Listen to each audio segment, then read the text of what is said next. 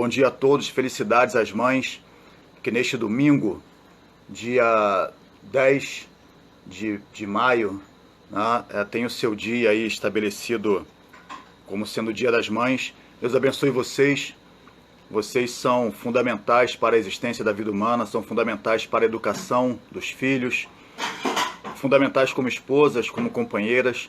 Deus abençoe todas as mulheres da igreja, todas as mulheres amigas, todas as mulheres da nossa cidade, do nosso estado, do nosso país, deste mundo. Deus abençoe todos vocês e que Deus ajude vocês, dê a vocês sabedoria para cumprir essa tarefa tão importante, tão necessária, que é de educar filhos. Temos cada dia mais percebido que a educação, que a instrução, ela pode vir a mudar o rumo de uma família, vir a mudar o rumo de uma nação. Então, as mães, assim como os pais, mas hoje o Dia das Mães, tem uma função, tem uma tarefa especial na educação secular e também na educação cristã. Que Deus ajude você, como mulher de Deus, a aprender da palavra de Deus, a aprender com Deus como educar seus filhos, como dirigir a sua casa, como amar o seu marido, como operar como uma verdadeira serva de Deus aprovada pelo Senhor. Irmãos, eu quero neste momento fazer uma oração para que nós possamos iniciar o estudo de hoje. A paz do Senhor, presbítero João. Enquanto nós vamos orar, eu peço que você curve a sua cabeça na sua casa, feche seus olhos e que peça juntamente comigo para que Deus abençoe este dia, este momento em que vamos estar estudando mais uma porção da palavra de Deus. Oremos. Senhor, nós te louvamos nesta manhã, agradecemos ao Senhor pela nossa própria vida, pela vida de cada pessoa que está neste momento dedicado e dedicada a aprender da sua palavra. Abençoe, Senhor amado, eu te peço em especial no dia de hoje, todas as mães, todas as avós, todas aquelas, meu Pai amado, que geraram vidas nesta terra e que assim, Senhor amado, povoam este planeta, povoam esta terra e quem sabe, Senhor amado, se seguindo a sua palavra, não irão também pela educação cristã, pela doutrinação cristã, ensinar seus filhos a crerem no único Deus verdadeiro e em Jesus Cristo como sendo o único caminho, a verdade e a vida. Abençoe a todos nós neste momento, cerca nossas casas, como sempre te peço, com os seus anjos, com a sua glória, para que não se levante nenhum inimigo, meu Pai amado, que venha impedir, que venha atrapalhar o aprendizado, o estudo da sua palavra. Cremos que a sua palavra é fiel e verdadeira e cremos que a sua palavra é o único instrumento que pode libertar o homem, que pode trazer, meu Pai amado, o homem à liberdade, quebrando assim as correntes da desobediência, quebrando assim as correntes que trazem a cegueira espiritual. E assim eu oro ao Senhor, agradecido por tudo, te pedindo que seja o teu Espírito que venha nos ensinar nesta manhã. E oramos em nome do Senhor Jesus. Amém. Amém. Meus irmãos, eu parabenizo todos vocês pelo esforço dos últimos 3 domingos. Os últimos 3 domingos foram muito importantes, porque nós estivemos estudando fundamentos que irão nos ajudar a compreender melhor o assunto de hoje. O assunto de hoje é os 3 ofícios de Cristo. E quem assistiu, quem participou dos últimos 3 estudos bíblicos realizados aqui pela internet, aprendeu a respeito dos atributos de Deus, né? Os atributos incomunicáveis, aqueles que apenas Deus possui e que o caracterizam como sendo uma divindade, os atributos comunicáveis, que são aquele que ele possui e comunica conosco, e nós passamos 2 domingos estudando, aprendendo sobre a Trindade. Então nós aprendemos que cremos e que existe apenas um Deus triuno, um Deus coeterno, e que este Deus existe em 3 pessoas, a pessoa do Pai, a pessoa do Filho e a pessoa do Espírito Santo. E nós não estamos promovendo esses estudos aqui para a igreja e para todos aqueles que têm se interessado em aprender da palavra de Deus de maneira aleatória, mas estamos fazendo isso de maneira didática, de maneira pedagógica, para que você possa ir crescendo gradualmente. Hoje, o estudo será melhor compreendido por aqueles que puderam, quiseram, se interessaram em estudar nos últimos dias também, nos últimos 3 domingos. Se alguém hoje se encontrar perdido em algum assunto ou se achar duvidoso em algum assunto, com dificuldade, basta você revisar os estudos anteriores que estão disponíveis no Facebook. Você encontra ali tudo que foi ensinado no Facebook. Então você pode participar desta maneira e trazer um melhor fundamento para a sua vida.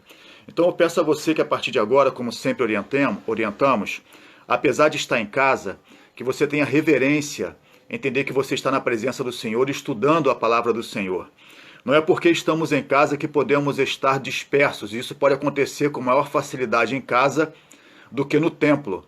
Mas, de fato, eu quero testemunhar aqui que essa ferramenta, a internet, tem nos surpreendido. Eu sempre converso isso com o pastor Alex, como nos tem causado surpresa o fato de a internet, essas lives, né, chamadas lives que fazemos, para nós é apenas um culto, mais um culto transmitido pela internet, como tem surtido um bom efeito. Pessoas que não tinham o hábito, não tinham o costume de frequentar o templo, de ouvir a palavra do Senhor com regularidade, agora estão se dispondo dentro das suas casas a estudar, a participar dos cultos, a aprender através dos estudos bíblicos dominicais e das mensagens que trazemos às quintas-feiras e aos domingos à noite. Isso tem sido muito bom, tem surtido um efeito muito bom, pessoas interessadas, pessoas que têm tido as suas vidas edificadas, têm caído as escamas dos olhos, os ouvidos têm sido destapados, as pessoas têm tido um entendimento espiritual sobre as coisas de Deus. Mas eu quero trazer aqui um alerta importante, que você não venha se tornar um crente de internet. Tá? Eu assisti agora há pouco, antes de iniciar aqui este culto, a um programa da Globo chamado Pequenas Empresas, Grandes Negócios. E ali um pessoal da peixaria dizia que com essa coisa da pandemia surgiu um novo nicho do negócio, que é a entrega, o delivery, que as pessoas agora estão pedindo os peixes, né, pela internet, tudo pelo WhatsApp, e eles estão entregando, e que eles já planejam que quando essa pandemia acabar, continuar com esse serviço, e acreditam que esse serviço vai talvez superar a demanda de presencial. Então nós tememos, eu já temo isso, pastor Alex, de que com essa coisa de pandemia surge um novo tipo de igreja, um novo tipo de cristianismo, o cristianismo de internet. Porque é cômodo a pessoa estar em casa, ser aqui instruída pela palavra do Senhor na EBD, é cômodo estar domingo em casa à noite, colocar um prato de comida, uma pizza no colo, na mesa, começar a comer e estar ali e estou cultuando ao Senhor. Mas eu quero te trazer desde já o alerta de que não é este o plano de Deus para a sua vida, para a minha vida, para a vida da igreja. O plano de Deus é que nós venhamos nos congregar fisicamente em um templo, desde a peregrinação do povo de Israel no deserto, quando Deus ordenou a Moisés que construísse um tabernáculo, ele ensinava isso a Israel e à humanidade, que é preciso sair da sua casa, é preciso sair da sua tenda e caminhar até o templo, até o tabernáculo, e ali você será edificado, ali você vai cultuar conjuntamente com os irmãos. Isso aqui é algo que estamos fazendo por causa da situação atual. Também planejamos, depois desta epidemia, continuar transmitindo os cultos da nossa igreja pela internet, porque é uma ferramenta muito útil, mas que ninguém se engane espiritualmente, que ninguém tenha sua mente aprisionada a isso aqui. O que nós desejamos é que os amigos, que os novos irmãos, que os antigos irmãos da Igreja Comunidade Cristã Luz da Aurora, ou qualquer igreja que esteja aqui participando conosco, voltem a congregar naturalmente, normalmente, em seus templos, em suas igrejas, em suas congregações, como faziam antes. É este o desejo do Senhor, tá? É este o desejo do Senhor.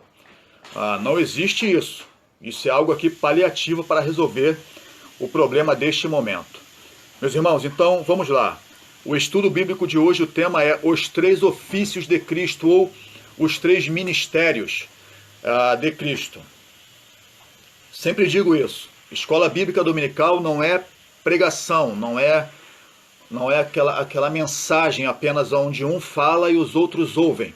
O que eu desejo é que a todo momento, quem quiser, quem puder desejar, que acene aqui com a sua dúvida, com a sua questão, porque pode muito bem ser um debate. Escola Bíblica é isso. Se alguém não concorda ou se alguém deseja acrescentar alguma coisa, que se manifeste aqui. Eu estou acompanhando, estou lendo, e isso traz enriquecimento para toda a igreja, para você, para mim, para quem estiver aqui participando deste culto. Então, tema de hoje, os 3 ofícios de Cristo, ou 3 ministérios. Como eu disse, há uma maior facilidade para entender o estudo de hoje para quem entendeu os atributos divinos, incomunicáveis e comunicáveis, e para quem estudou conosco aqui sobre a divindade, sobre a trindade, né? Entendemos que existe um Deus, e este Deus existe em três pessoas, o Pai, o Filho e o Espírito Santo. E hoje nós vamos estudar, vamos aprender sobre os três ofícios de Cristo ou os três ministérios de Cristo. Vamos definir o que é um ministério, o que é um ofício. Um ministério é um trabalho, um ofício é um trabalho. Então hoje basicamente vamos estudar quais foram, e podemos até dizer quais sempre foram e qual é o ofício, o trabalho de Cristo. Sabemos que ele é o Filho, sabemos que ele é a segunda pessoa da Trindade, sabemos que ele é Deus porque ele possui todos os atributos divinos. Mas ele, quando esteve aqui nesta terra, vamos tratar especialmente da sua manifestação terrena, visível, aonde podemos aprender de Deus tudo que se pode compreender de maneira visível, tangível. Quais foram os trabalhos, quais foram os ofícios, qual foi o seu ministério enquanto ele esteve aqui nesta terra. O primeiro ministério de Cristo a ser aprendido é o ministério ou é o ofício de profeta. O ofício de profeta. Então Jesus Cristo, ele é profeta. Jesus Cristo, ele é profeta. Este estudo é muito simples de ser memorizado, porque são apenas três nomes, três ofícios. Primeiro, Jesus Cristo é profeta. E aqui eu quero trazer rapidamente o que significa a palavra profeta, profecia. O que é isso? Há algum tempo, ou posso dizer há muito tempo, esta questão do profeta tem sido distorcida ou mal entendida pela falta de um ensino correto sobre este termo, profeta, profecia. Então, o primeiro ofício de Cristo, ele é um profeta. Meus irmãos, o que é um profeta? Quando nós estudamos a etimologia da palavra, seja no grego, seja no hebraico, a palavra profeta nos traz a ideia de alguém que proclama. O que é proclamar? Proclamar é falar. E eu posso dizer até que é falar em voz alta, é gritar, é clamar, proclamar. Então o profeta é alguém que proclama. E o que é uma profecia? Uma profecia não é um mistério. E um profeta não é um adivinhador. Muitas vezes, e na maioria das vezes, tem sido entendido assim. Fulano é um profeta, ciclano é um profeta. Então logo vem na mente a ideia de que aquela pessoa é uma espécie de místico, uma espécie de adivinhador, e que a profecia sempre é um mistério relacionado a algo futuro. E o profeta é alguém que vai adivinhar, que vai revelar o futuro. E é por isso que vimos e temos visto nos últimos tempos pessoas correndo atrás de profetas, porque entendem que o profeta irá adivinhar, irá revelar o seu futuro, porque profecia é um mistério sobre o futuro. Não é isso. Um profeta é alguém que proclama, e uma profecia é uma palavra dada por Deus, que pode sim tratar de algo do passado, tratar de algo presente e até mesmo algo futuro, que ainda vai acontecer, uma revelação divina sobre algo que pode acontecer se estiver condicionado ou que vai acontecer se for uma palavra definitiva de Deus. Então, quebre aquela ideia na sua cabeça de profeta místico, profeta adivinhador e profecia, palavra sobre o futuro. Não é apenas isso. Profeta, alguém que proclama a palavra de Deus, alguém que proclama a vontade de Deus. E profecia, a palavra de Deus, que pode fazer referência ao passado, presente e ao futuro. Você entendeu até aqui? Agora vamos aprofundar mais sobre o profeta. Há uma diferença entre o profeta do Antigo Testamento e o profeta do Novo Testamento. Para o amigo, para o irmão que não compreende bem o que significa Antigo Testamento e Novo Testamento. Quando você pega a sua Bíblia Sagrada, e a Bíblia é composta de 66 livros, você tem no Antigo Testamento 39 livros. De Gênesis a Malaquias, 39 livros. Por que estes livros, por que esses 39 livros são chamados de Velho Testamento? Porque eles estão compreendidos, eles foram escritos em um tempo anterior a Cristo, a época da antiga aliança, a aliança que Deus fez com o povo de Israel através de Moisés no Monte Sinai, a aliança da lei. E depois, na parte final da Bíblia, você tem 27 livros, de Mateus a Apocalipse. E por que é chamado de Novo Testamento ou Nova Aliança? Porque trata do tempo em que foi feita uma nova aliança com a humanidade através de Cristo. Então, Antigo Testamento, antes de Cristo. Novo Testamento, depois de Cristo. E ali você tem toda a questão de mandamentos, ordenanças, sacrifícios, o sacrifício final e suficiente de Cristo, só para que você entenda o que eu estou falando. Então, o profeta do Antigo Testamento, ele se diferencia em algumas coisas do profeta do Novo Testamento. Pastor, então existe profeta hoje? Sim, existe profeta hoje. Mas o que acontecia no Antigo Testamento? No Antigo Testamento, o Espírito Santo não era dado a todo ser humano. Você aprendeu no estudo da Trindade, veja como é importante crescer em conhecimento. Você aprendeu que no estudo da Trindade, o Espírito Santo hoje, ele foi enviado por Cristo, ele rogou ao Pai, e o Espírito Santo foi enviado por Cristo para todo cristão, para todo aquele que crê. Ele é o selo da salvação, ele habita em nós. Mas no Antigo Testamento, na Antiga Aliança, não era assim. O Espírito Santo ele era dado sob medida sobre reis, sacerdotes e profetas. Sob medida. E então o profeta, o rei, o sacerdote, muitas vezes proclamava, muitas vezes profetizava, falava a vontade de Deus, através da operação do Espírito Santo que nele estava. O profeta no Antigo Testamento ele podia e pode ser visto como um guia. Você entendeu isso aqui? O profeta no Antigo Testamento era um guia para a nação de Israel. A nação de Israel precisava um norte, precisava tomar uma direção. E quem dava essa direção era o profeta. Assim diz o Senhor, diziam os profetas. Isso. Havia uma direção, essa direção era dada pelo profeta. Na Nova Aliança, no Novo Testamento, nos nossos dias, ainda existe um ministério, ainda existe o ofício de profeta. Existem pessoas que proclamam a vontade de Deus, mas não são guias da igreja. Não são guias. A palavra de Deus nos diz assim, que quando o Espírito Santo viesse, ele nos guiaria e nos ensinaria toda a verdade. Então hoje somos guiados diretamente pelo Espírito Santo. Hoje o Espírito Santo não é dado sob medida sobre sacerdotes, reis e profetas, mas ele é dado a todo aquele que crê. Porque todo aquele que crê em Cristo, ele recebe de Cristo o Espírito Santo como selo, como garantia da vida eterna, da salvação. E o Espírito Santo que no cristão habita é o seu guia, é quem o ensina em toda a verdade. Mas ainda assim, o profeta da nova aliança, ele ministra, ele proclama a palavra de Deus. Mas conjuntamente ele coloca muito da sua interpretação, ele coloca muito da sua palavra, da sua interpretação. Então, para que você entenda essa questão de profeta e profecia.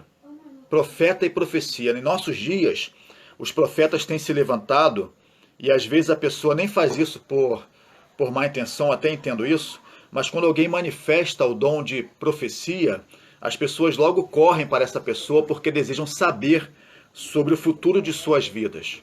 E quem revela o futuro da vida de qualquer pessoa, sem dúvida alguma, é o Espírito Santo. Mas a profecia não trata apenas disso. A profecia não trata apenas disso. A profecia ela trata de edificar, de consolar, de exortar a igreja. E eventualmente revelar através da palavra do conhecimento alguma coisa do futuro de uma nação, de uma cidade, de uma família e até especificamente de uma pessoa. Eu me demorei neste assunto, definir o que é profeta, o que é profecia, para que você tenha um entendimento completo do ministério, ou seja, do ofício, do trabalho de Jesus Cristo como profeta. Para que Jesus Cristo para que ele seja aceito como profeta, era necessário que na antiga aliança houvessem profecias que anunciassem a chegada deste grande profeta, deste último grande profeta. Então, o anúncio de Jesus Cristo como profeta é o primeiro tópico deste primeiro ofício de Cristo, profeta. Escute o que diz Deuteronômio 18, versículos 18 e 19. Eis, lhes suscitarei um profeta do meio de seus irmãos, como tu. Aqui, o escritor, que é Moisés, inspirado pelo Espírito Santo de Deus, como eu disse, o Espírito era dado sobre medida sobre sacerdotes, reis e profetas, e Moisés ele era um profeta. Eis, lhes suscitarei um profeta do meio de seus irmãos, como tu, ou seja, como o próprio Moisés, e porei as minhas palavras na sua boca, e ele lhes falará tudo o que eu lhe ordenar. E será que qualquer que não ouvir as minhas palavras, que ele falar em meu nome, eu o requererei dele.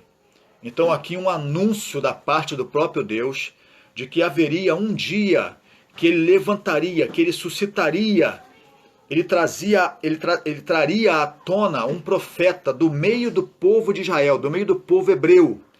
E este profeta seria como Moisés. Moisés era um guia, um tipo de guia. E Deus colocaria na boca deste profeta, ou seja, Jesus, as suas palavras.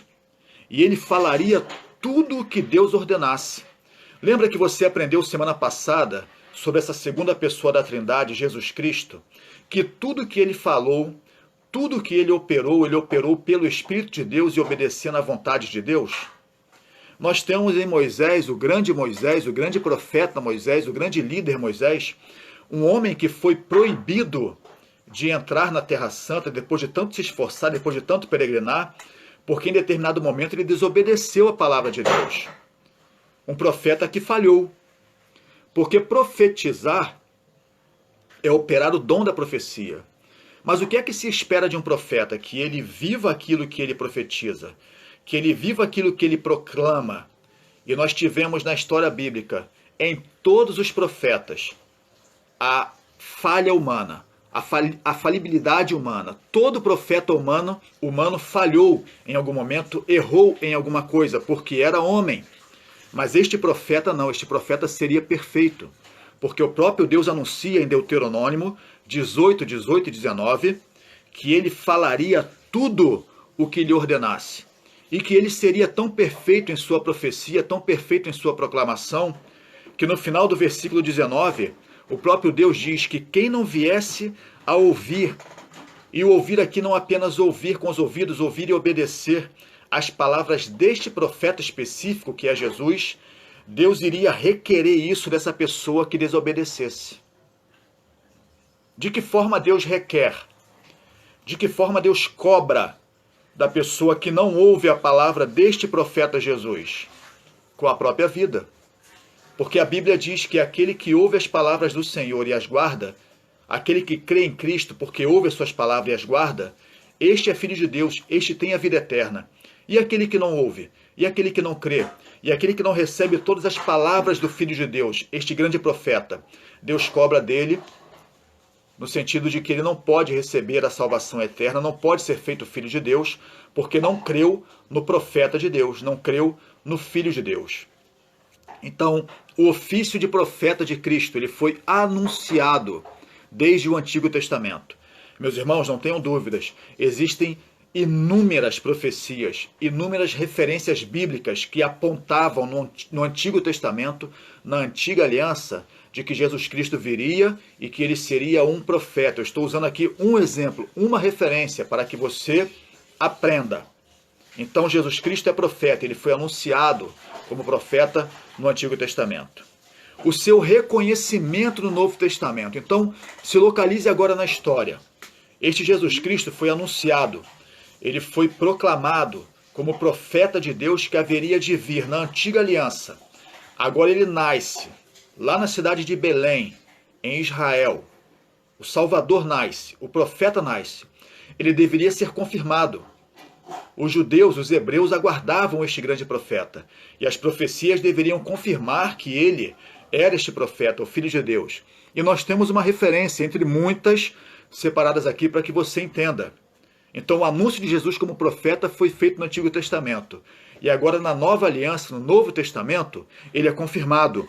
João 6,14 diz assim: vendo, pois, aqueles homens o milagre que Jesus tinha feito, diziam: este é verdadeiramente o profeta que deveria vir ao mundo. Então está narrado nas Escrituras de muitas maneiras, de muitas formas, em muitos textos, que os homens que viveram nos dias de Jesus Cristo, os homens que viram, os homens que testificaram, os homens que escreveram, confirmam de que Jesus Cristo, pelas obras que fazia, olha aqui, obras, não estou falando aqui de profecia verbal, como eu te falei, o profeta, ele deveria viver, ele deveria agir de acordo com aquilo que ele proclamava. Escute aqui, vendo, pois, aqueles homens o milagre. Então, milagre não é palavra, milagre é testemunho, milagre é ação. Então, a obra terrena de Cristo, e estudamos isso na semana passada, a obra terrena de Cristo, confirmava que ele era o profeta que haveria de vir ao mundo, o Filho de Deus. Então, Jesus Cristo ele foi anunciado como profeta no Antigo Testamento, na Antiga Aliança, e ele foi confirmado como profeta na Nova Aliança, no Novo Testamento. Lembrando que profeta é aquele que proclama a vontade de Deus. E a vontade de Deus é guia, a vontade de Deus é luz, a vontade de Deus é o caminho. E profecia não é mistério. Muitas coisas que Cristo falou foram misteriosas de fato, mas a sua maioria foi amplamente explicada. Ele explicava com muita clareza, e coisas que tratavam não do futuro apenas, mas que tratavam do presente, que edificavam para o presente, consolavam para o presente, exortavam para o presente, e tratavam também do passado, explicavam o passado para que a pessoa vivesse o presente e tivesse esperança no futuro. Quais foram as características proféticas de Jesus? Então entendemos que Jesus Cristo ele foi anunciado como profeta na Antiga Aliança. Entendemos que ele foi confirmado como profeta na Nova Aliança, porque ele proclamou tudo aquilo que Deus mandou proclamar, e os seus milagres, as obras que ele fazia, que ele fez, atestaram disso. Meus irmãos, quando nós falamos de Jesus Cristo, logo nos vem à mente os milagres que ele fez, as coisas fantásticas, maravilhosas que estão narradas na Bíblia. Para aquele irmão, para aquele amigo que não é leitor da Bíblia, entenda uma coisa. No livro de João está escrito, lá no finalzinho do livro de João, que se todos os milagres que Cristo fez na terra fossem ser escritos, não haveria livros no mundo suficientes para contê-los, para escrever. Então, olha que coisa fantástica. Você pode ler os 4 evangelhos, Mateus, Marcos, Lucas e João. Você vai encontrar milagres, maravilhas que Cristo fez narradas nos 4. Alguns narrados em 3, outros narrados apenas em 1, porque cada escritor teve ali um momento de escrever, um objetivo para escrever. E são muitas maravilhas, muitos milagres. Mas isso é o que foi narrado de maneira rasa para a instrução do povo. Porque João diz que se tudo que ele fez fosse ser escrito, não haveria livros no mundo suficientes. Então é por isso que os homens daquela época, os contemporâneos de Cristo, fizeram questão de falar, este aí verdadeiramente é o profeta que devia vir ao mundo. Esse verdadeiramente é o Filho de Deus. Então, características do ministério, do ofício profético de Cristo. Primeiro, ele é o porta-voz de Deus. Ele é o porta-voz de Deus. Irmãos, uma coisa é eu ser mensageiro de alguém. O que é ser um mensageiro? Um profeta é um mensageiro, ele proclama. Eu escuto aquela mensagem que deve ser proclamada e eu a repito. Agora o porta-voz é diferente. O porta-voz ele tem independência para falar em nome daquela pessoa. Este é o porta-voz. Ele tem autoridade para falar no nome daquela pessoa. O porta-voz do rei, o porta-voz do presidente, ele fala como se fosse o próprio rei, ele fala como se fosse o próprio presidente. Ele tem procuração para falar como se fosse aquela pessoa. Então Hebreus capítulo 1, versículos 1 e 2 nos deixa bem claro que Jesus Cristo ele é o porta-voz de Deus, como profeta. Havendo Deus antigamente falado muitas vezes e de muitas maneiras aos pais pelos profetas, a nós falou-nos nestes últimos dias pelo Filho, a quem constituiu o herdeiro do mundo, de tudo, por quem fez também o mundo. Então olha que interessante. Eu explicava em um seminário teológico em nossa igreja em Santa Cruz que eu vejo algo de irritabilidade da parte de Deus aqui neste texto. Preste atenção comigo. Havendo Deus antigamente falado muitas vezes e de muitas maneiras. Hoje é dia das mães. E se tem uma coisa que irrita qualquer mãe, qualquer pai, é falar muitas vezes e de muitas maneiras. Não é? Você fala com o filho, filho, faz isso. E o moleque não faz. Aí você tem que falar mais uma vez, mais uma vez, mais uma vez e de muitas maneiras. Isso te irrita, né? Isso te aborrece, porque você percebe ali a desobediência, a rebeldia.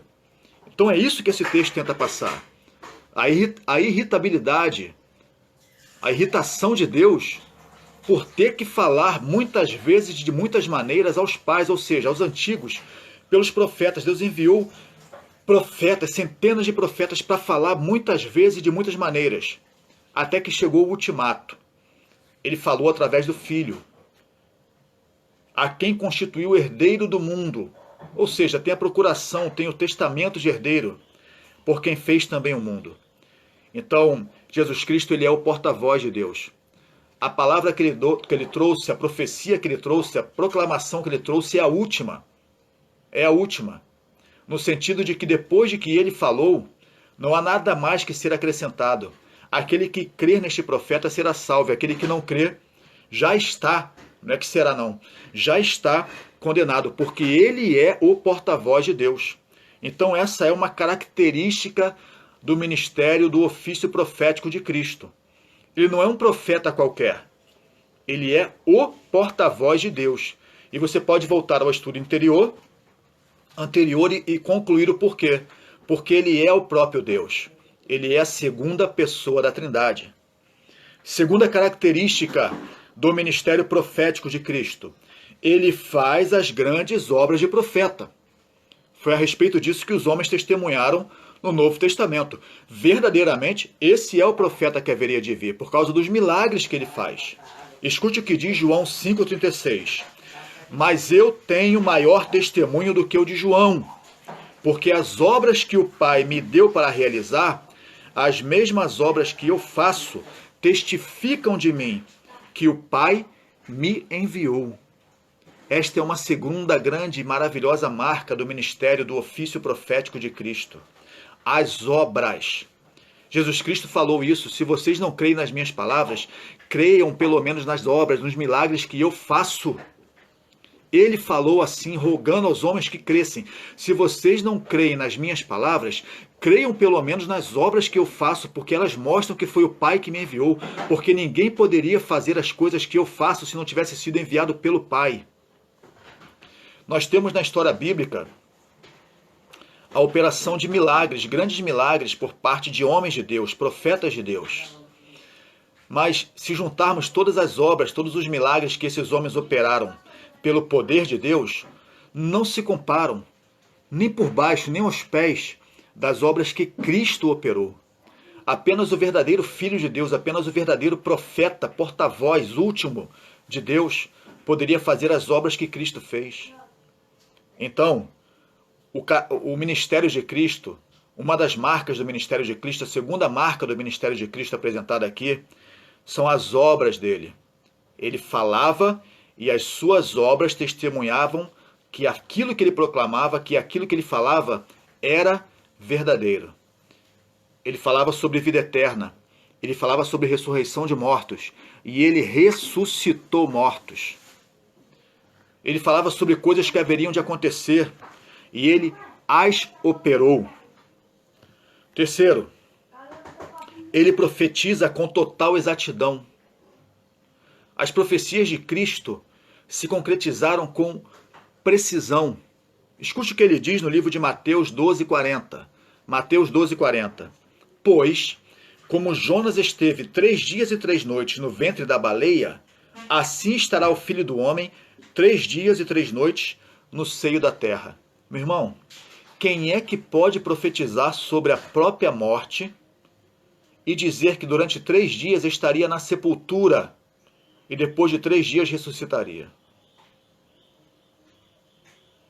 se não tivéssemos nenhuma outra obra de Cristo, essa seria suficiente para atestar que ele verdadeiramente é o Filho de Deus. Porque ele fala, como Jonas, como o profeta Jonas, esteve 3 dias e 3 noites no ventre da baleia. Jonas, um profeta que foi enviado por Deus para a cidade de Nínive, e ele mudou seu curso, não desejava ir para Nínive pregar. E então foi lançado no mar porque se levantou uma grande tempestade. E então um grande peixe o engoliu, e durante 3 dias e 3 noites ele esteve no ventre daquele peixe, e aquele peixe o vomitou nas praias de Nínive, porque era ali que Deus o queria. E agora vem Cristo fazendo referência a este profeta Jonas, e fala de si próprio, dizendo que durante 3 dias, assim como Jonas esteve no ventre da baleia, ele estaria no ventre, ele estaria no interior da terra, seria sepultado, ele desceria ao mundo dos mortos, e depois de 3 dias ele ressuscitaria. Ele tinha o poder, ele tinha o mandado de Deus de oferecer a própria vida e depois retomá-la quando quisesse. Então, ele profetiza com total exatidão, porque de fato foi isso que aconteceu. Ele morreu da maneira que ele previu que morreria, da maneira que ele profetizou que morreria, esteve 3 dias no ventre da terra e depois de 3 dias ressuscitou para a glória de Deus Pai e para a esperança de toda a humanidade. Então Jesus Cristo, ele é profeta, foi anunciado como profeta, foi reconhecido como profeta, e o seu ministério teve como característica ser ele o porta-voz de Deus, porque ele foi o mensageiro da última palavra, ter feito grandes obras e ter profetizado com exatidão. Meus irmãos, assim eu termino esse primeiro tópico sobre os 3 ofícios de Cristo. Jesus Cristo, ele é profeta. Eu pergunto aos meus irmãos aqui, meus amigos, se alguém tem alguma dúvida, alguma colocação até esse momento. Alguém?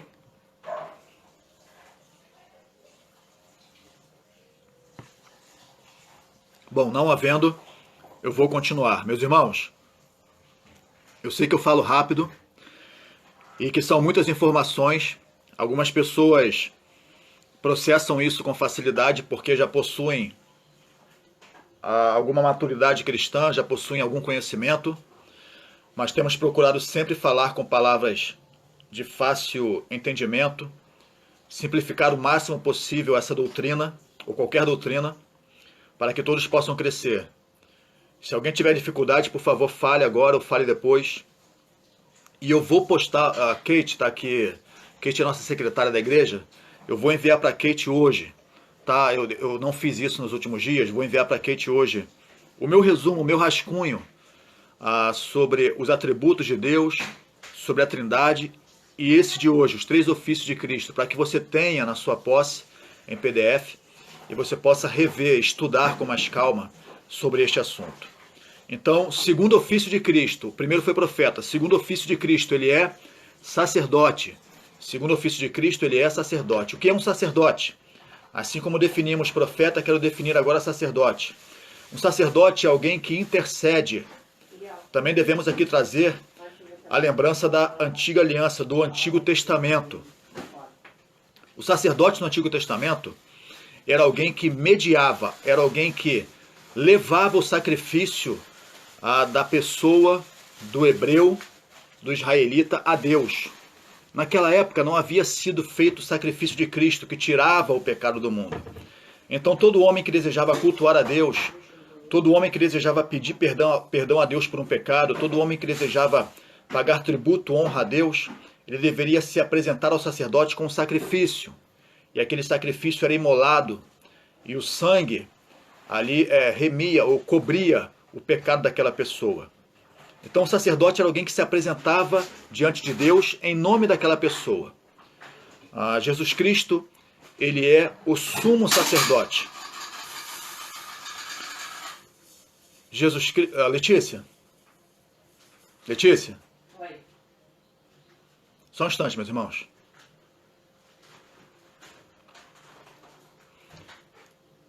Então Jesus Cristo, ele é o sumo sacerdote, ele é aquele que finalmente vai apresentar de maneira definitiva as nossas vidas, as nossas questões, as nossas petições a Deus, porque Ele intercede por nós, não apenas como sacerdote, mas tendo sido Ele o próprio sacrifício, o próprio altar e também o sacerdote. Todo sacerdote, quando oferecia um sacrifício, ele oferecia o sacrifício sobre o altar. E depois ele tinha que oferecer sacrifício por si próprio. Porque para se apresentar diante de Deus, ele tinha que ser perdoado de seus pecados. Então entenda, ele pegava o sacrifício, uma ovelha, colocava sobre o altar, e a palavra altar significa local de abate. Ali ele abatia, ali ele matava, ali ele derramava o sangue do sacrifício. E com aquele sangue, ele se apresentava a Deus, mas não antes de oferecer sacrifício por si próprio, porque ele também tinha pecados.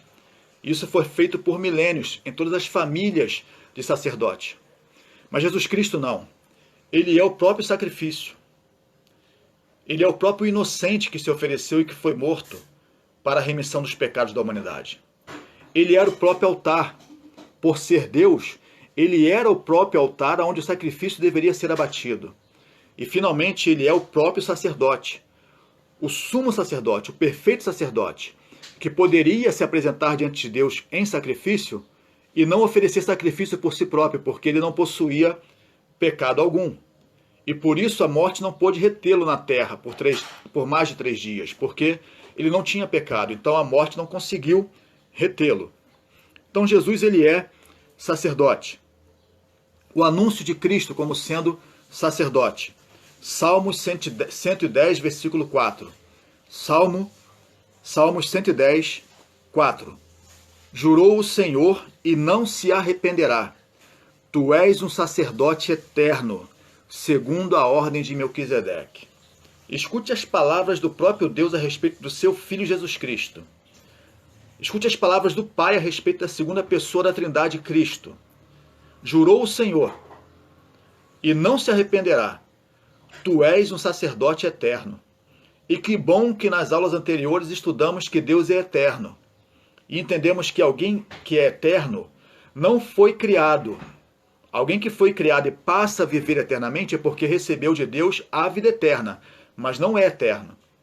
Então, se Cristo é sacerdote eterno, significa que desde sempre, não tendo sido criado, existindo desde sempre, de eternidade em eternidade, ele sempre foi sacerdote. E aqui na terra cumpriu o seu ministério sacerdotal, sendo ele próprio o sacrifício, o altar e o sumo sacerdote. Um sacerdote eterno, perfeito, segundo a ordem de Melquisedeque. Quando se fala de Melquisedeque, se faz referência a um sacerdote que encontrou Abraão, quando Abraão voltava de uma guerra. E este Abraão, o pai da nação dos hebreus, ele deu dízimos a este sacerdote e esse sacerdote o abençoou. E a Bíblia diz que esse sacerdote não tinha genealogia. Então se faz referência a Cristo, porque Cristo não tem genealogia, ou seja, ele não tem um criador. Ele é Deus. Ele sempre existiu porque ele é a segunda pessoa da Trindade. E como sendo segunda pessoa da Trindade, ele é um sacerdote eterno. Ele é alguém que intercede eternamente, ele é alguém que apresenta ao Pai eternamente, ele é alguém que é o sacrifício, é o altar e é o sacerdote. Jesus Cristo foi reconhecido como sacerdote no Novo Testamento, Hebreus 6:20, onde Jesus, nosso precursor, entrou por nós, feito eternamente sumo sacerdote, segundo a ordem de Melquisedeque. Agora o escritor de Hebreus confirma o trabalho, o ministério de sacerdote de Cristo. Quando ele diz que Cristo entrou como precursor aonde? No tabernáculo que existe no céu. Aqui na terra, o sumo sacerdote só podia entrar no Santo dos Santos uma vez por ano. Uma única vez por ano. Depois de ter oferecido sacrifício por si próprio, e levando ali o sacrifício do povo. Agora, o escritor de Hebreus diz que Cristo como precursor. O que é um precursor? É aquele que entra antes de alguém. Então Cristo, como representante da humanidade, como sendo o segundo Adão, vou explicar isso aqui. O primeiro Adão é aquele que falhou. O primeiro Adão é aquele representante da humanidade, o primeiro homem, que recebeu de Deus uma ordem: não coma do fruto do conhecimento do bem e do mal, porque no dia em que deste fruto você comer, certamente você morrerá. Ele falhou e por isso a morte e o pecado entraram no mundo. Jesus Cristo vem como o segundo Adão, como o segundo representante da humanidade. E ele não falha, ele é o sacrifício, ele é o altar e ele é o sacerdote. Ele ofereceu um sacrifício santo e único, porque ele não tinha pecado. Ofereceu a Deus, porque ele próprio é Deus, ele é o próprio altar. E então, como precursor, como um novo representante da humanidade, como o segundo Adão, como representante da humanidade remida e reconciliada com Deus, ele entra neste tabernáculo celeste, ele entra diante de Deus, no céu, como um sumo sacerdote, como o maior de todos os sacerdotes, segundo a ordem de Melquisedeque. O escritor faz questão de falar sobre Melquisedeque, nos lembrando, nos trazendo a memória de que ele não é criado, ele não foi criado, ele é Deus, ele é eterno. Então este Cristo foi reconhecido como sacerdote, como intercessor, como mediador entre a humanidade e Deus no Novo Testamento. Quais foram as 3 funções do ofício, do ministério e sacerdócio de Cristo aqui na terra? Primeiro, reconciliação. Você aprendeu que Jesus, como profeta, ele foi porta-voz, ele fez grandes obras e ele profetizou com precisão absoluta. E agora, como sacerdote, ele tem um ministério da reconciliação. Romanos 5,10. Porque se nós, sendo inimigos, fomos reconciliados com Deus pela morte de seu Filho, muito mais, tendo sido já reconciliados, seremos salvos pela sua vida. Irmãos, amigos, eu quero dizer uma coisa aqui. Desde aqueles dias de Adão e até os dias de hoje, existem inimigos de Deus. Trouxemos uma mensagem há algum tempo aqui. O amigo de Deus e o inimigo de Deus. E teve gente que falou comigo assim: pastor, depois dessa pregação aí eu fiquei até com medo de eu estar sendo inimigo de Deus e eu não saber que eu era inimigo de Deus. E eu confirmo mais uma vez essa palavra. Todo aquele que vive em pecado, todo aquele que não tem este sumo sacerdote como seu mediador, como a ponte, como reconciliador entre si próprio e Deus, ele neste momento é feito inimigo de Deus. Porque o ministério sacerdotal de Cristo teve como função, primeira função, reconciliar a humanidade com o Pai. A humanidade havia contraído inimizade com Deus por causa da desobediência de Adão. E alguém pode pensar assim: pastor, isso é injustiça de Deus. E graças a Deus estudamos nas últimas semanas que Deus ele é justo, ele não erra. Ele não erra. Não pense que se fosse você naquele dia, você teria feito diferente. Adão representava a humanidade. A falha de Adão é a falha de toda a humanidade. A falha de Adão foi a falha de todo homem. Por isso todos pecaram em Adão.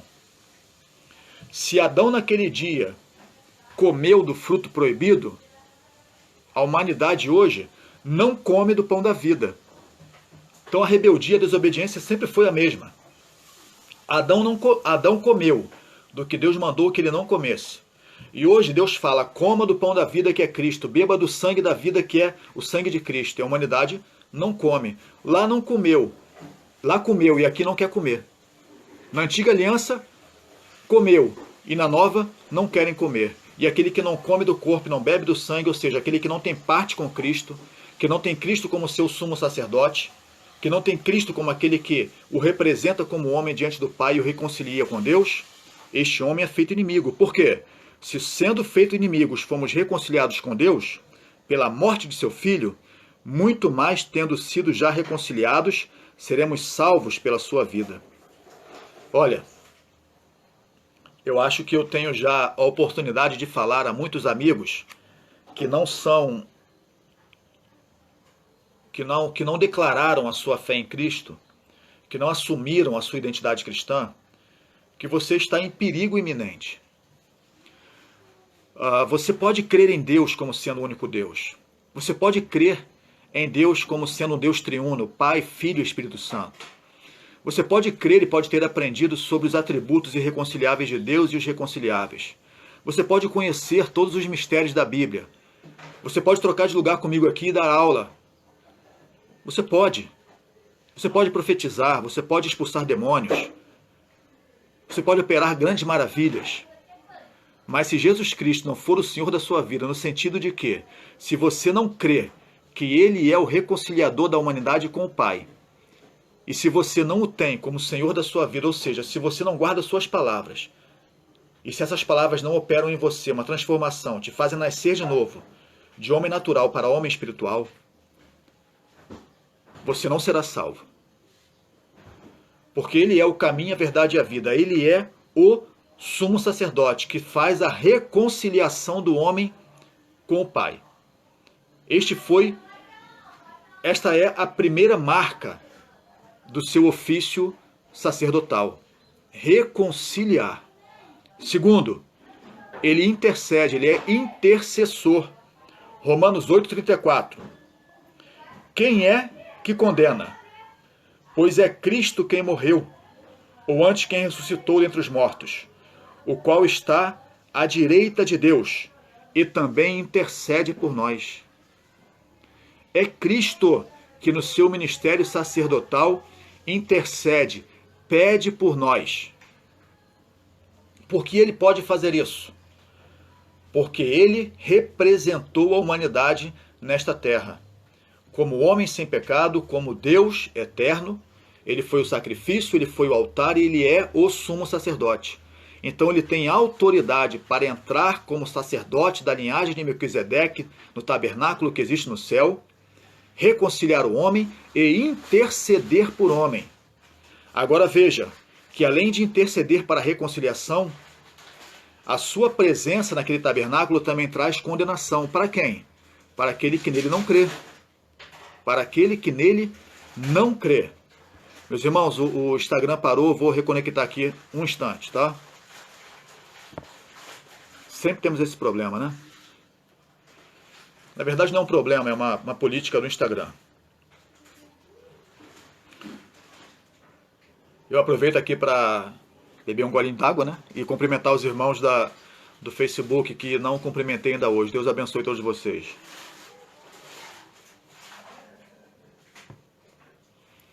O pessoal do Instagram já vai entrar. Então, meus irmãos, vocês estão compreendendo? Principalmente eu trago essa palavra àqueles que ainda não tomaram uma decisão com Cristo. É Ele quem reconcilia e é Ele quem intercede. Você pode ficar maravilhado com as obras, você pode se impressionar, você pode se emocionar, você pode crer em Deus, como eu disse, profetizar, operar maravilhas, mas se verdadeiramente você examinar a sua vida e verificar que não existe paz, não existe reconciliação entre o seu espírito com o Espírito de Deus, é porque te falta Cristo como reconciliador. O Pai entregou a Cristo todo o poder nos céus e na terra, e o Pai fez de Cristo o reconciliador e o intercessor. Terceiro aspecto, terceira função do sacerdócio de Cristo. Cristo, ele é a bênção. Cristo é, como sacerdote, aquele que abençoa. Então ele reconcilia, ele intercede e ele abençoa. Escute o que diz Atos 3:26. Ressuscitando Deus a seu Filho Jesus. Então lembre, este Jesus como profeta, ele disse com total exatidão que estaria por 3 dias no seio da terra, como o profeta Jonas esteve 3 dias no ventre da baleia. Ele profetizou sobre a sua própria morte, ressuscitou sobre o tempo em que estaria sepultado, e profetizou sobre depois de quanto tempo ele ressuscitaria. E agora, como sacerdote, está escrito em Atos: ressuscitando Deus a seu Filho Jesus, primeiro o enviou a vós, para que nisso vos abençoasse, no apartar a cada um de vós das vossas maldades. Depois que Jesus Cristo ressuscitou, ele obteve a vitória absoluta sobre a morte. A vitória de Cristo não estava na morte, em ser crucificado. A vitória de Cristo está em ter vencido a morte, em ter descido ao mundo dos mortos, ter permanecido por 3 dias no seio da terra e ter ressuscitado, ter retomado a sua própria vida. Ele venceu a morte, porque a morte não o podia conter. O salário do pecado é a morte. E a morte só tem poder sobre aquele que está em pecado. Sendo o pecado perdoado, sendo o pecado remido, sendo o pecado lançado no esquecimento, a morte não tem poder sobre a vida de nenhum homem que está em Cristo. Você entendeu? Se você agora não está em Cristo, a morte tem poder sobre a sua vida. E eu não falo sobre vida material, não. Eu falo sobre vida material e espiritual. Este corpo irá morrer, o cristão e o não cristão. Mas a alma sem Cristo, esta desce à sepultura e da sepultura para o local de tormento. Mas a alma com Cristo nunca morrerá, porque daqui ela vai para o céu, para o paraíso com Deus. Então Cristo não tinha pecados. Ele foi o sacrifício, o altar e o sacerdote. Ele ofereceu um sacrifício perfeito e único, porque ele era homem e era Deus. Reconciliou a humanidade. E quando aconteceu isso? Não quando ele morreu, mas quando ele ressuscitou. E por que ele pôde ressuscitar? Porque ele pôde tomar a sua própria vida e ressuscitar por sua própria vontade. Porque a morte o tentou abraçar, a morte tentou vencer. Eu imagino que naquele dia na cruz do Calvário, quando ele morreu, quando ele tombou sua cabeça, após ter dito, Pai, tudo está consumado, nas suas mãos entrego o meu espírito. Imagine aqui de maneira metafórica, eu estou falando, houve festa no inferno. Os demônios que rodeavam ali o Gólgota, os demônios de toda a terra se reuniram naquele lugar para assistir aquele assassinato. A terra se encheu de trevas, houve terremoto, porque houve festa no inferno. O Filho de Deus havia morrido. Eles entenderam que venceram o Filho de Deus, mataram o Filho de Deus. Mas depois de 3 dias, o profeta que profetiza com exatidão ressuscitou, retomou a sua própria vida e ressurgiu dos mortos. E na sua ressurreição foi enviado a vós, ou seja, foi enviado a nós. Para quê? Para nos abençoar. De que maneira? Afastando de nós as nossas maldades, os nossos pecados. Então, quem tem como herança a vida eterna? Quem tem como presente, como graça de Deus, a vida eterna? Aquele que crê no Cristo ressurreto. Aquele que entende que ele, como homem e Deus, pagou o seu preço e o meu preço de morte. Eu deveria morrer pelo meu pecado como Adão morreu, como todo homem antes de mim morreu. Mas tendo crido em Cristo, eu tenho meus pecados perdoados, apartados de mim. O Cristo ressurreto, porque ele venceu a morte. Ele me abençoa de que maneira? Ele aparta de mim os meus pecados. E eu estou assim reconciliado com Deus. E quando este meu corpo material morrer, se eu não experimentar o arrebatamento, se este meu corpo material morrer, a minha alma está apartada do pecado, está apartada da humanidade, da maldade. E eu estou salvo, eternamente salvo com Cristo. Então esta é a bênção. Eu posso abençoar meu filho, eu posso abençoar minha mulher, eu posso abençoar a sua vida, eu posso abençoar de muitas maneiras, mas eu não posso te abençoar com a vida eterna. Esta bênção é exclusiva deste sumo sacerdote. É ele quem abençoa. Na antiga aliança, os pais levavam os filhos para serem apresentados no templo e o sacerdote, ele abençoava aquela criança, como hoje. As pessoas levam os bebezinhos às igrejas e nós, como pastores, nós apresentamos a Deus a criança no templo e as abençoamos. E Deus confirma esta bênção, como confirma a bênção de um pai ministrada sobre a vida de um filho. Mas essa bênção aqui é exclusiva daquele que foi o sacrifício, o altar e é o sumo sacerdote. Só ele pode abençoar apartando o pecado e a maldade do homem e permitindo assim a reconciliação do homem e dando a ele a garantia da vida eterna. Então, meus irmãos, este é o Jesus sacerdote, anunciado na antiga aliança, no Antigo Testamento, reconhecido no Novo Testamento e que exerceu a função de sacerdote reconciliador, sacerdote intercessor, intercede por nós até agora, reconcilia até agora, e sacerdote que abençoa. É ele quem abençoa. Ele é o sacerdote de Deus. E por último, o terceiro ofício, o terceiro ministério de Cristo. Jesus é rei. Jesus é rei. Então explicamos o que é um profeta, o que é um sacerdote. Vamos explicar o que é um rei. Um rei não é um presidente.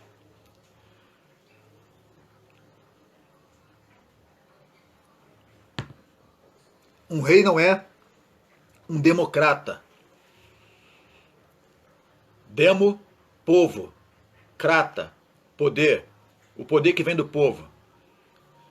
Não vem poder nenhum do povo, o poder vem dele, ele é rei. Ele não é republicano. O poder não vem da república, não vem de nenhuma nação, de nenhum território terreno. O poder vem do céu, ele é o rei, dos céus e da terra. Um rei tem um reino, e quem manda é ele. Ponto final. Ele é soberano, nós aprendemos sobre os atributos incomunicáveis de Cristo, do Pai e do Espírito Santo. Ele é soberano, tem todo o poder. Não me precisa pedir nada, nem se consultar comigo. Então, Jesus Cristo é rei. Infelizmente, até mesmo no meio da cristandade, infelizmente, isso aqui é instrução bíblica, isso aqui é escola bíblica, então a voga, a tocada é outra. Infelizmente, até no meio da cristandade, existem aqueles que ainda não compreenderam isso. De que não estamos em uma democracia de Cristo, mas uma teocracia. Ele é rei. Ele é rei. Então eu sou um súdito, eu sou um servo deste rei. Ele, quando me manda fazer alguma coisa, não está me pedindo um favor, não. Ele está mandando. Não está perguntando a minha opinião, se eu puder, se eu quiser. São ordens. E eu deveria cumpri-las em amor. Porque ele é o profeta e ele é o sacerdote, que intercede, reconcilia e me abençoa. Então é preciso que a igreja, em primeiro lugar, entenda que isso é um reino. O reino dos céus já vos é chegado. E no reino, meu irmão, existe um rei. E este rei tem uma vara de ferro, ou seja, é inflexível. E eu falando assim, desta maneira, e com essa minha cara aqui de, como o pastor Alex fala, cara de maluco, pode te dar a entender que ele é um ditador cruel. Não é isso não. Deus é amor, e aquele que não ama não conhece a Deus, porque ele é amor. Essa vara de ferro é usada para reger as nações, que não se dobram diante dele. Porque a palavra servo também pode ser transliterada para filho, para herdeiro. E qual é o pai que maltrata, que danifica o filho e o herdeiro? A questão é que existem filhos de Deus rebeldes que não entendem que isso aqui é um reino. É o reino de Deus, aonde existe um rei. Quem é este rei? Jesus Cristo. Entenda que a minha vontade, a minha opinião, as minhas tradições não irão se sobrepor ao reinado de Cristo. Ele é rei, é a palavra dele que é a verdade. Isso precisa ser muito bem entendido, e se fosse entendido pela cristandade, haveria muito menos problemas na igreja. Porque os problemas que existem por dureza de coração, porque as pessoas pensam que é uma democracia cristã. Não é democracia, é reinado, tá? O império, o reino de Cristo eterno, que não passará. Muito bem. Jesus Cristo, ele foi anunciado como rei. Assim como ele foi anunciado como profeta, como sacerdote, agora ele é anunciado como rei no Antigo Testamento. E como eu te disse, existem inúmeras referências bíblicas sobre isso. Eu estou separando aqui uma para a sua instrução. Então Jesus Cristo sendo anunciado como rei. Agora, meu irmão, pega lá o profeta, pega o sacerdote, pá, e coloca agora rei na sua cabeça. Rei, tá? Mas não é a rainha da Inglaterra, não é o príncipe Charles, não é o rei da Espanha, que o pessoal vai lá e achacoalha com ele, zoa e brinca. Não, é um rei, tá? É um rei que governa sobre todo o universo, sobre o mundo dos vivos e dos mortos, o reino material e espiritual. É o rei, rei dos reis, senhor dos senhores. Vamos lá. Isaías 9, 6 e 7. O profeta Isaías é chamado de profeta messiânico. Por que ele é chamado assim? Porque ele é o profeta que viria falar a respeito daquele que seria o Filho de Deus, que viria como Filho de Deus. Então ele diz, porque um menino nos nasceu, Ele está falando aqui, ó, milhares de anos antes desse Cristo nascer. Porque um menino nos nasceu, um filho se nos deu, e o principado está sobre seus ombros. E se chamará o seu nome maravilhoso, conselheiro, Deus forte, Pai da eternidade, príncipe da paz.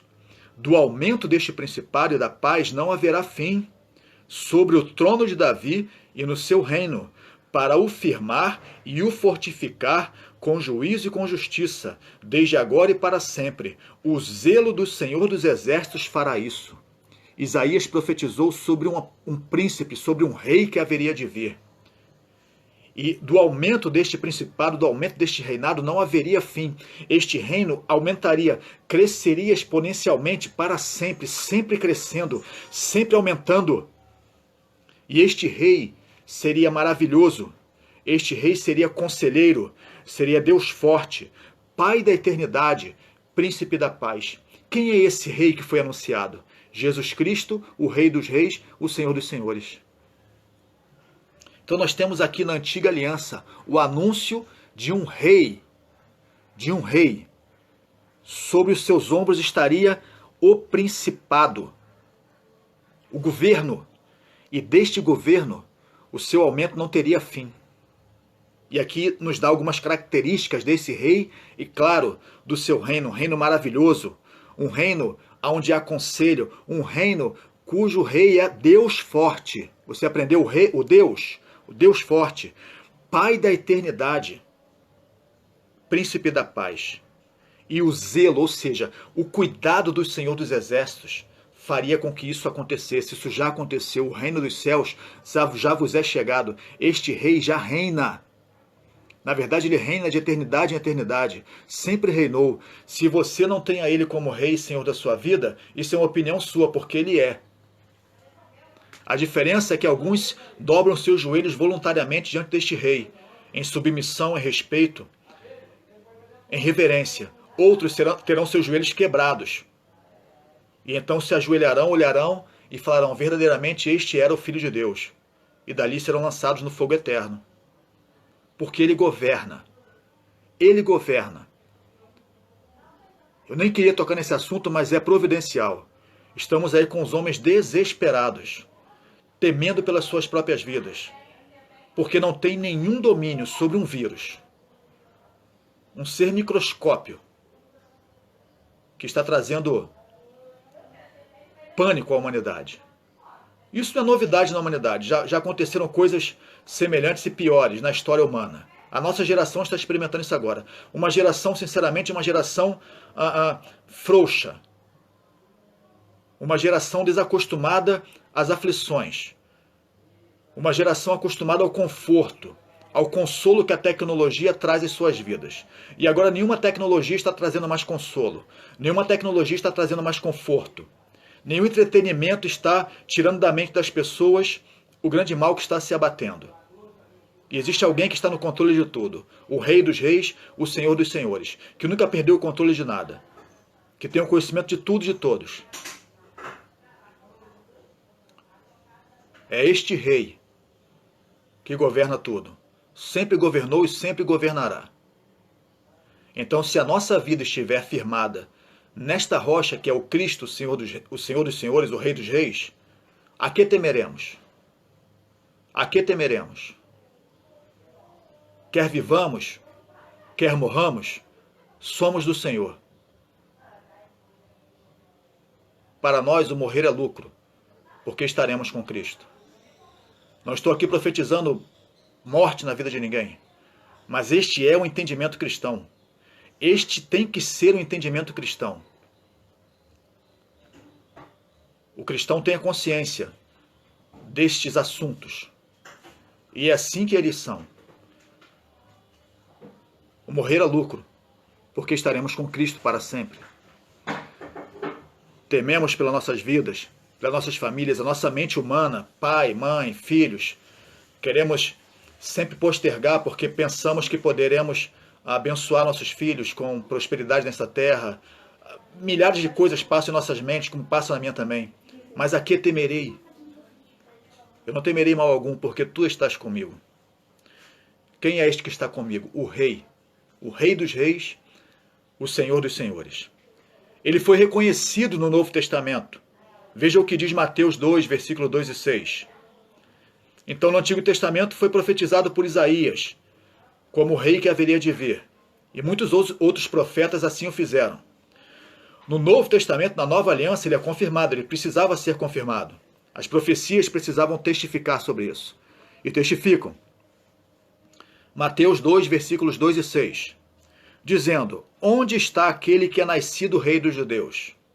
Porque vimos a sua estrela no Oriente, e viemos a adorá-lo. E tu, Belém, terra de Judá, de modo nenhum és a menor entre as capitais de Judá, porque de ti sairá o guia que há de apacentar o meu povo Israel. Deus aqui inspirando o escritor do livro de Mateus, no capítulo 2, versículos 2 e 6, a narrar e deixar eternamente registrado que este rei que nascia na cidade de Belém, este menino que nasceu em uma estrebaria, filho de Maria, que foi concebido do Espírito Santo, uma obra do Espírito Santo, ele era o rei dos judeus, guiaria o seu povo, ele era o rei dos reis, aquele que traria salvação ao mundo e governaria sobre todo o mundo. Quais foram as funções? Quais são as funções deste rei? Assim como você aprendeu sobre as funções do sacerdote, sobre as funções do profeta, você vai também agora aprender sobre as funções de Cristo como rei. Primeiro, ele julgará. Então, olha aqui. Quebre também em sua mente a questão de humana. Um governa, um julga. Nós temos assistido isso aí, né? Nós temos um presidente no nosso país que não manda nada, não consegue mandar nada. O camarada fala uma coisa, vem um juiz de primeiro grau e desmanda o que foi mandado pelo presidente. O rei aqui na terra não manda nada, ele fala uma coisa, vem alguém e desmanda o que foi mandado pelo rei. Este rei aqui, além de ser rei, governador, ele é juiz também. Escute o que diz Mateus 25, de 31 a 34. E quando o Filho do Homem vier em sua glória, meus irmãos, meus amigos, olha aqui rapidinho, já vou encerrar, tá? Para que você não fique cansado de ouvir a minha voz. Jesus Cristo, ele ressuscitou e subiu aos céus, ele prometeu que vai voltar. Muitos filhos de Deus, muitos cristãos cantam esses louvores que contam essa história, e muitos amigos do Evangelho também cantam e não sabem, não entendem a profundidade do que estão proclamando. Nós aguardamos 24 horas por dia o retorno do nosso rei. Nós aguardamos 24 horas por dia o retorno deste rei. Ele virá buscar, ele virá arrebatar a sua igreja. E então vai estabelecer um reino aqui nesta terra. Aí então se cumprirá o que se chama dele, Rei dos Reis. Porque acontece, os reis aqui desta terra, os príncipes desta terra, os governantes desta terra, fazem a sua própria vontade por enquanto, porque este rei lá do céu permite. Mas haverá um dia em que todas as nações da terra serão governadas por ele, e ele as regerá com vara de ferro, irão obedecê-lo. Ele governará nesta terra, ele confirmará o trono de Davi. Isto terá que ser cumprido para que se cumpram as profecias. Então prepare-se a humanidade, porque ele está voltando e ele governará. Este rei aqui, ele vai governar. Os desobedientes, os de dura serviço serão quebrados. E nós que proclamamos como profeta a obediência do Senhor e somos achacoalhados, seremos exaltados por ele. Ele governará. E quando o Filho do Homem vier em sua glória, e todos os santos anjos com ele, então se assentará no trono da sua glória. Este céu vai se abrir. Este céu vai se abrir. E ele descerá com glória, com seus anjos. E a Bíblia diz que são incontáveis, milhares de milhões, miríades de anjos. E ele se assentará em Jerusalém. E todas as nações serão reunidas diante dele. Não será um convite, serão reunidas. E apartará um dos outros, como o pastor aparta dos bodes as ovelhas. E porá as ovelhas à sua direita, mas os bodes à esquerda. Então dirá o rei aos que estiverem à sua direita: vinde, benditos de meu Pai, possuí por herança o reino que vos está preparado desde a fundação do mundo. Este meu rei irá estabelecer o seu reino aqui na terra, e ele vai separar as suas ovelhas dos bodes que por enquanto convivem conosco. As nações do mundo todo serão reunidas diante dele, e então conhecerão quem é o rei, o Deus de amor, mas também aquele que transpassaram, que furaram as suas mãos, furaram seus pés e o mataram, e não se arrependeram por isso. Então a função deste rei, ele julgará. Nós que servimos a Deus muitas vezes atribulamos as nossas almas, porque temos como tardia a justiça de Deus. Vemos o pecado e a crueldade dos homens se multiplicar sobre a terra dia após dia, e muitas vezes temos que tomar cuidado, pastor Alex, para que isso não endureça nosso coração também, porque temos a justiça de Deus como tardia. Mas ele não tarda, é que ele é misericordioso de maneira que eu não consigo ser. Ele consegue suportar essas afrontas e ainda assim amar a humanidade e esperar que os homens se arrependam. Podemos crer pelas Escrituras que o tempo já passou, mas ele ainda posterga, ele ainda dá mais tempo para que muitos mais possam se arrepender e não passem pelo julgamento. Porque quem será julgado? Aquele que não creu no Filho de Deus. Porque aquele que creu não será julgado, porque não será condenado, já está livre de todo julgamento e toda condenação. Mas aquele que não crê neste rei, não espera este rei, será julgado para a condenação. Ele governará. Além de julgar, ele vai governar. Isaías 9, 6 e 7. Porque um menino nos nasceu, um filho se nos deu, novamente aquele texto, e o principado está sobre os seus ombros, e se chamará o seu nome, maravilhoso, conselheiro, Deus forte, Pai da eternidade e príncipe da paz. Do aumento deste principado e da paz não haverá fim. Então ele governará, e não haverá fim para o seu governo, e o seu governo será um governo de paz. Ele já governa nos céus dos céus, e governa nesta terra. Ele não perdeu o controle do que acontece aqui neste mundo. É que há um propósito. Há um propósito. Os homens entregaram o domínio de suas vidas ao príncipe das trevas, ao príncipe deste século chamado Satanás. E o que este rei, o que este príncipe maravilhoso, conselheiro, Deus forte, Pai da eternidade e príncipe da paz tem feito é chamado, através de seus servos: arrependam-se, venham para o reino da luz, creiam neste rei. Mas haverá um dia em que ele governará.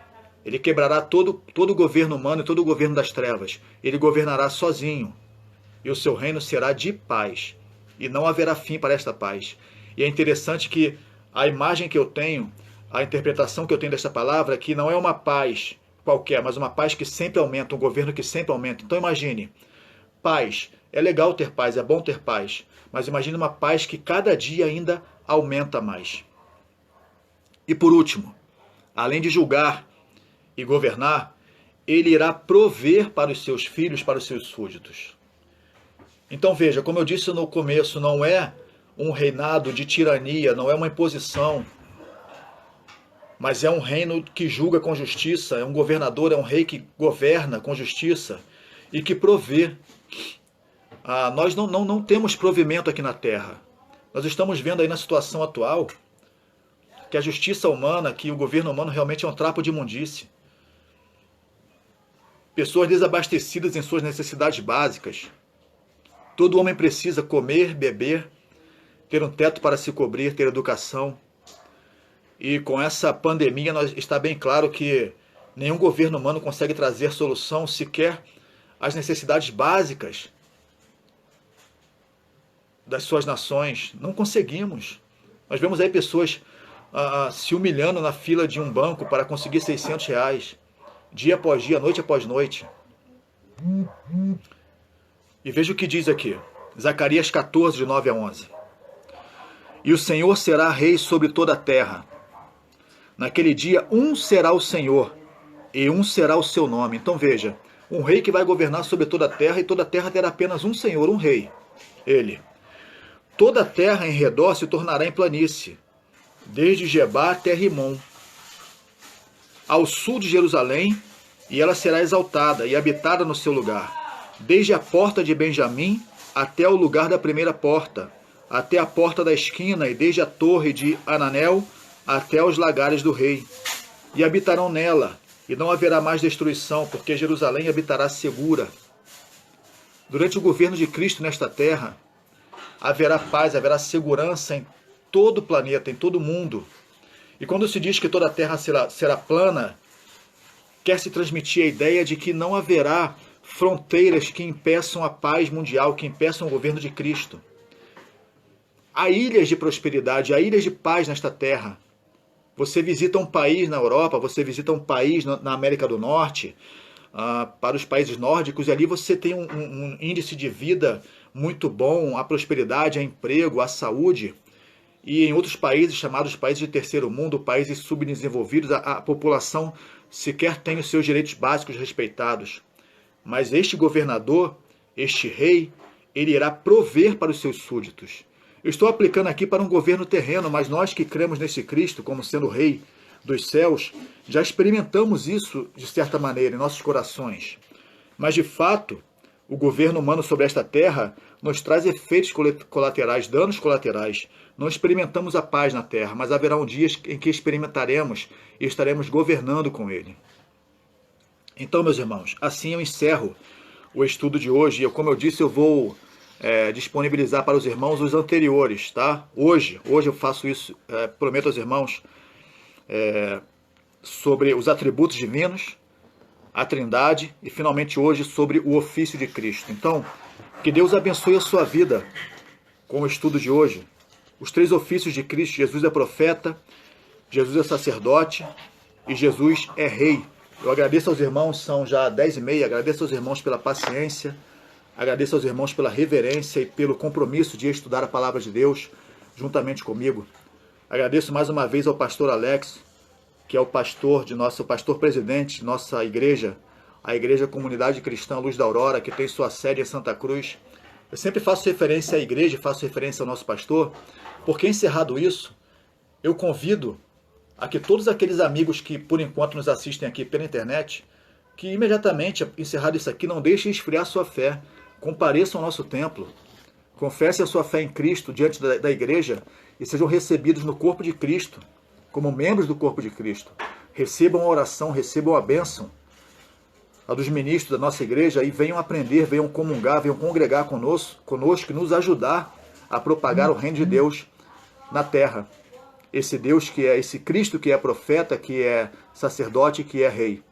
Então, às 10h30 da manhã deste dia, 10 de maio, dia das mães, eu agradeço, eu parabenizo os irmãos pelo esforço, pela disciplina, pela reverência, e mais uma vez parabenizo as mães pelo seu dia. Obrigado a todos os amigos aqui do Facebook e do Instagram. São tantos irmãos que eu não quero aqui falar o nome de um e deixar de falar o nome de outro. Deus abençoe todos vocês. O presbítero João Marcos falou aqui, pena que encerrou, meu irmão. Uma hora tem que encerrar, né? Até porque, presbítero, nós temos que dar tempo para que as pessoas processem, né, tanta informação em suas mentes. Eu sempre falo isso com o pastor Alex, que na questão do ensino é preciso entender a fisiologia humana, né? Que a nossa mente não tem a capacidade de armazenar tanta coisa assim. É preciso dar um tempo para processar. E o que esperamos é que os irmãos, encerrado esse estudo aqui, não se deixem distrair demasiadamente e fiquem processando, fiquem meditando sobre o que foi ensinado aqui. Meus irmãos, Deus abençoe a todos vocês. Muito obrigado a todos vocês que estão aqui. Não vou falar o nome de ninguém porque tem muita gente, tá? Deus abençoe a todos. As mamães que estão aqui, Deus abençoe. Tenham um bom dia. Com certeza vai ter um almoço especial para o Dia das Mães. Aqui em casa também parece que vai ter. Vocês devem ter ouvido aí a panelada caindo durante a ministração da escola bíblica, que a minha esposa está fazendo frango assado, pudim. Então, coisas que só se faz uma vez por ano, né? Então, Deus abençoe todos vocês. E esperamos nos ver mais tarde, às 7 da noite, no culto, na pregação, na ministração da palavra. Há alguém que queira manifestar, falar alguma coisa? Não havendo, eu vou encerrar por aqui. Deus abençoe a vida de vocês. Deus abençoe.